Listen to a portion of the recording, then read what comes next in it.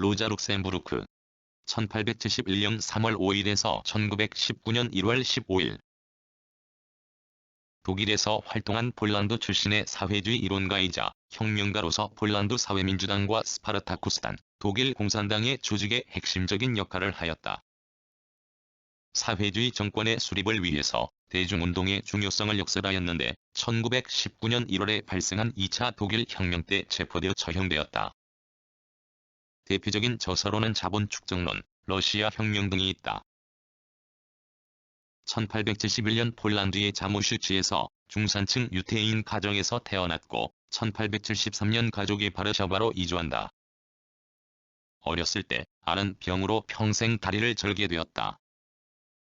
고등학교 시절 프롤레타리아 당원이 된 후 총파업 선동 등의 활동으로 수비되었다.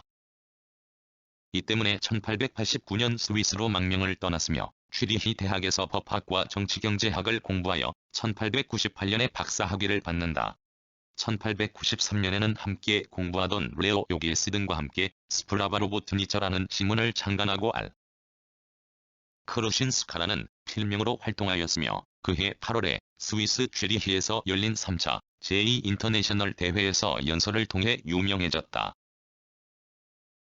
이듬해 레오 요길스와 함께 당시 폴란드 사회주의자들을 장악하고 있던 폴란드 사회당의 대표성의 이의를 제기하며 폴란드 사회민주당을 창당한다.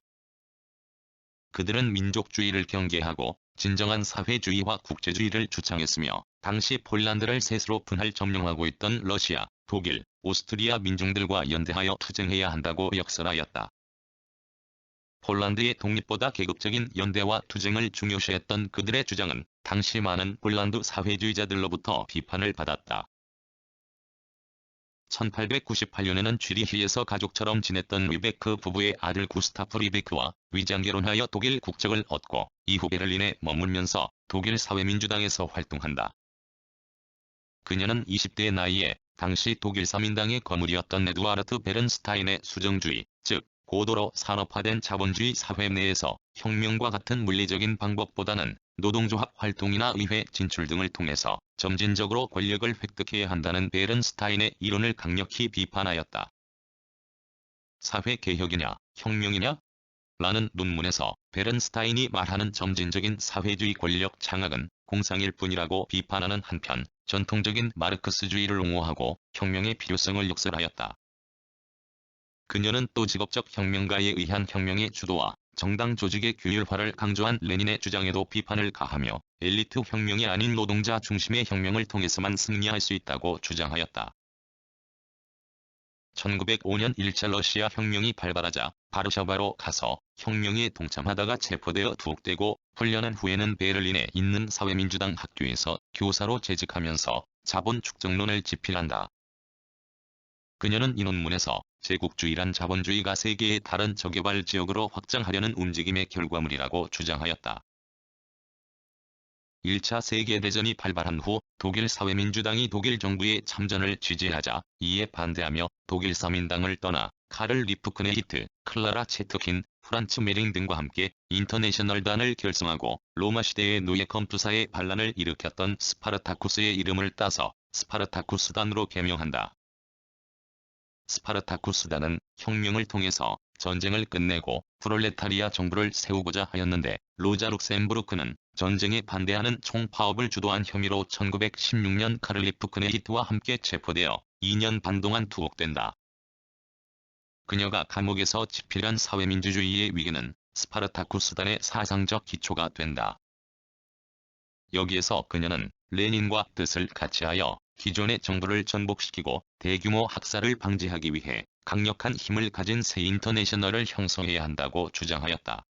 1917년 2월과 10월에 발생한 두 차례의 러시아 혁명을 감옥에서 맞은 그녀는 혁명을 환영하면서 혁명을 주도한 볼셰비키의 독재적 권력화를 우려했다.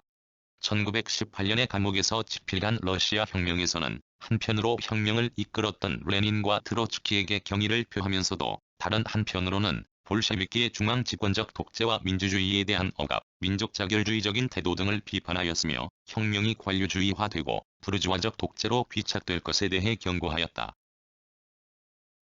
1918년 11월 독일에서 발생한 혁명을 계기로 감옥에서 나온 후 카를 리프크네히트와 함께 스파르타쿠스단의 기관지인 붉은 깃발을 창간하고 전쟁을 지지하는 변절된 독일 사회주의자들을 비판하였다. 그해 12월 말 리프크네히트 등과 함께 스파르타쿠스단과 다른 사회주의 세력들을 규합하여 이듬해 1월 1일 독일 공산당을 창설한다. 며칠 후 2차 독일 혁명이 일어났을 때 많은 혁명 세력과 좌파 사회주의자들이 당시 군부와 결탁한 독일 사민당의 우파 세력에 의해 살해되는데 로자 룩셈부르크와 카를 리프크네히트도 이 시기에 체포되어 감옥으로 이송 도중 호송병들에 의해 살해되었다.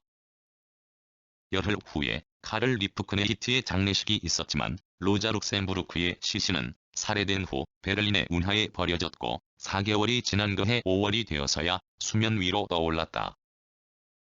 그들이 동료들과 함께 묻힌 프리드리히 히스펠대 공원 묘지에는 그들의 순수한 열정과 이상을 기리는 사람들의 발길이 이어지고 있으며 매년 1월 많은 사회주의자 및 공산주의자들이 모여서 그들을 추모하고 있다.